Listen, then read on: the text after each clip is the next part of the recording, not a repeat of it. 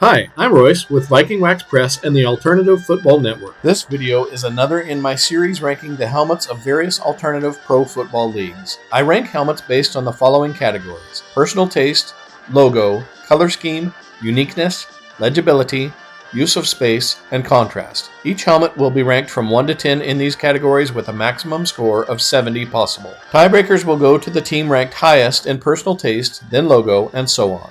Today's video will rank the helmets of the first installment of the World Football League, which played in 74 and 75. You can tell the decade this league was in by noting their most predominant color, and 8 out of the WFL's 19 helmets include the color yellow. Very 70s. This league loves yellow almost as much as the 80s USFL league loved silver. I'll start with my lowest ranked helmet and go up from there, discussing my scores as I go. At number 19 are the Jacksonville Express. Jacksonville's WFL team was the Sharks in 74, but they sold the franchise and changed the team name and colors in 75 to the Jacksonville Express. The Express helmet is awful all the way around. Terrible color scheme, almost impossible to see what's on the logo, and even if you zoom in on the logo, it's just poorly conceived. 11 out of 70.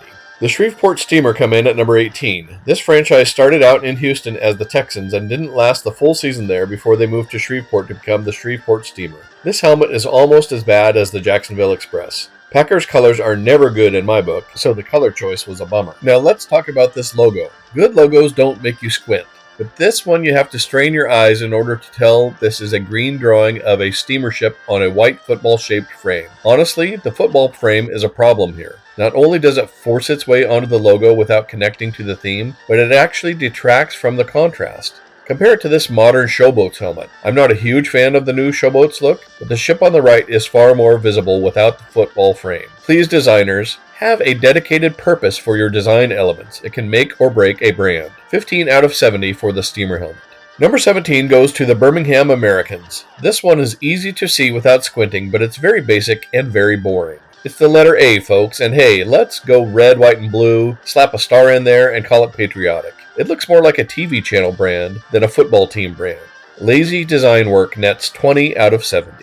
At 16, I have the Chicago Winds. The Winds started out as just a big W in a weak font before they upgraded it, and I say that loosely, to the wavy, snake-like W before the league folded. I don't hate the green and white, otherwise this helmet would be worse than the Americans. 22 out of 70.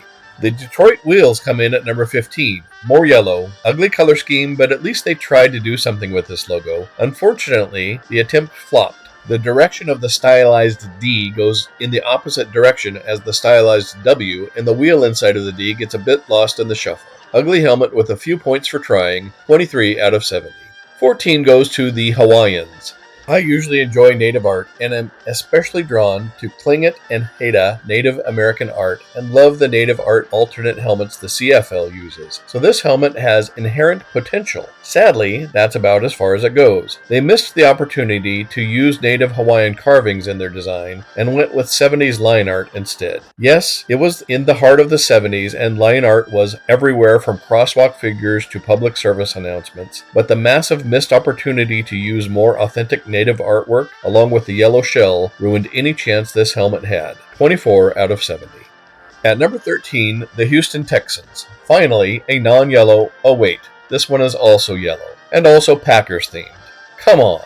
Were all the designers high in the 70s? Yes, they were. The best thing about this poor helmet is the contrast and simplicity of the logo. It's boring, but at least you can see Texas and the letter H. Okay, I guess. Blech. 25 out of 70. The Florida Blazers are number 12, and guess what? No yellow. Phew! I like the colors, and the name is fitting for a time when astronauts were blasting off into space from nearby Cape Canaveral. The logo is a rocket with a trail blazing behind it, but I'm not sure why it's stuck inside of a circle. Maybe to symbolize the breaking of boundaries? From a distance, the logo gets swallowed up by the deep blue color, so lack of legibility hurt this one quite a bit. 31 out of 70. Number 11, the Philadelphia Bell. While this is yet another yellow shell, I imagine the artist was so high he saw all the way into 1985 and envisioned Anthony Carter catching a TD from Bobby Hebert, then had an epiphany to use the Oakland Invaders color scheme a decade before its time. The blue gives this a big boost over the other yellow-shelled WFL helmets we've reviewed so far. The logo is a bell, yawn, but it's super easy to see and ties in well to the city. Who doesn't think of the Liberty Bell when they think of Philly? It's a natural connection, but the block printed bell needs work. 31 out of 70. The 10th ranked WFL helmet goes to the Memphis Southmen. Orange was another popular color in the 70s, and this one actually could have used more. The bear with the rising sun is a good logo, especially when they added orange to the sunrise in 75. They should have increased the logo size by almost double to help you see it better. The lackluster white shell is also a big bummer. We're getting better though, 32 out of 70. At number 9 are the Portland Thunder. My family moved to Portland in 77, so I'm bummed I missed this by a couple years. The lightning bolt T is smart, but the white shell has no place on the helmet of a team called Thunder. The other colors aren't bad at least. Similar to the Express, the Winds, and the Steamers, the football shape here doesn't tie into the theme and only detracts from the theme. In the end, I wish the new ownership in 75 would have kept the Portland Storm brand from Portland's 1974 team, which you will see here in a couple minutes. The Portland Thunder helmet gets a 32 out of 70. Number 8 goes to the Birmingham Vulcans. Vulcan isn't just a planet on Star Trek. A Vulcan symbolizes fire and metalworking in Roman mythology, and Birmingham is known for its iron and steelworking industry. Everything positive about this helmet owes credit to this smart logo, which conveys that feeling of forging a football league through fire like the WFL attempted to do. The V-shaped crucible works well too. The biggest drawback this helmet has is the boring white shell. The logo could be bigger too, but I like the creativity and thought put into the logo. 35 out of 70. The New York Stars come in at number 7. They played most of the 74 season in New York before poor conditions at Downing Stadium forced them to move to Charlotte, where they finished the season as the Charlotte Stars. They changed the team name to the Hornets the following year, and you'll see those updated helmets later in this video. As for the Stars helmets, they were only the second team in pro football that I know of to wear a black-shelled helmet, the first being the Pittsburgh Steelers. The logo is crisp and appropriately thematic to Broadway, but design-wise, it's more of a dud than a star. The team that almost lured Terry Bradshaw away from the Steelers gets 37 out of 70, mostly for great legibility and contrast.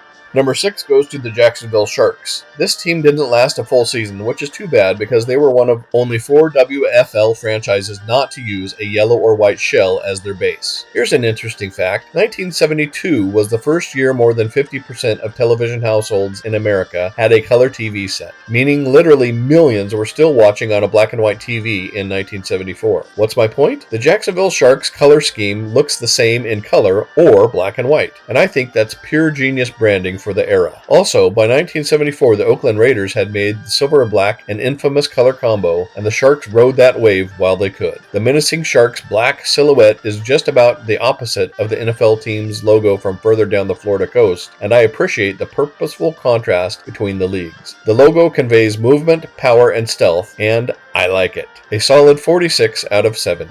The Charlotte Hornets have the 5th best WFL helmet. I'm basing this grade on the helmets they wore in 75, the ones with, you guessed it, the yellow shell. In this case, however, the yellow actually fits the theme, so I don't mind it. Like I mentioned before, the 70s pop art scene had a big influence on commercial art, and line art was everywhere. Unlike the Hawaiians' poor attempt at a line art logo, this one does the job very well, conveying a clear, recognizable hornet on a nice large logo. Sometimes the simple and obvious ideas work well, and this helmet, while saturated in 70s culture, would still work well today. 47 out of 70. The Florida Blazers franchise moved to San Antonio in 75 and became the San Antonio Wings, and they get the number 4 spot. San Antonio is an Air Force town, so the theme is a natural fit. The uniqueness score on this one suffers big time because they borrowed heavily from the Philadelphia Eagles' old white-shelled helmets. The logo and use of space categories get high points though because they gave a head to the bird, definition to the feathers, and enlarged the logo to reach toward the back of the helmet, a very rare concept in 75. This winged helm gets a good overall score, 47 out of 70. At number 3, I have the Portland Storm. The Storm's fluorescent green was groundbreaking for its time, but what gives this helmet the most quality is the logo. For purity of design, this logo is better than any other I can think of, with the exception of the European League of Football's Paris Musketeers. I mean, just look at these great logos for a second. They both have perfect balance. Every art student aspiring to build a brand should take a screenshot of these logos and hang it on their bathroom mirrors for inspiration. In fact, the guy who created the Tide Pods may have done just that. Seriously though, The Storm logo does a fantastic job of providing the movement and force of a storm, and unlike other teams, subtly places the image of a football into the viewer's subconscious while adhering to the theme. The blue speaks to the 8 or 9 months of rainy weather we get here in Portland, and the green reminds us of how lush the region is because of that rain. I wish this team would have lasted longer so I could have had the chance to see them in person. 48 out of 70 for the Storm. The second best WFL helmet goes to the Southern California Sun. Colors on the Sun helmet help it stand out among the rest. Likely inspired by a beautiful California coast sunset or sunrise, the rich orange and mauve colors are 100% unique to football. The logo is simple yet beautiful and does its job of conveying the theme of the team precisely and immediately to the fan base.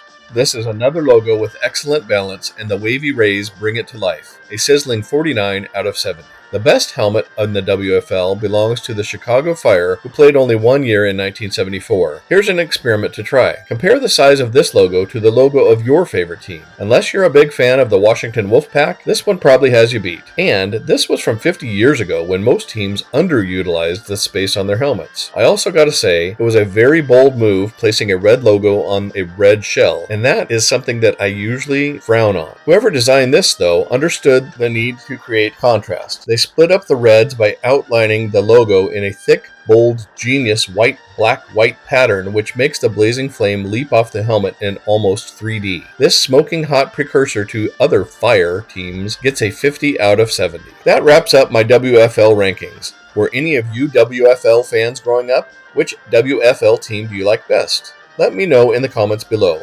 Like, subscribe, and click the notification bell if you like this type of content. Check out my playlist for more helmet rankings and other football videos. This is Royce with Viking Wax Press and the Alternative Football Network. God is good, y'all. Take care.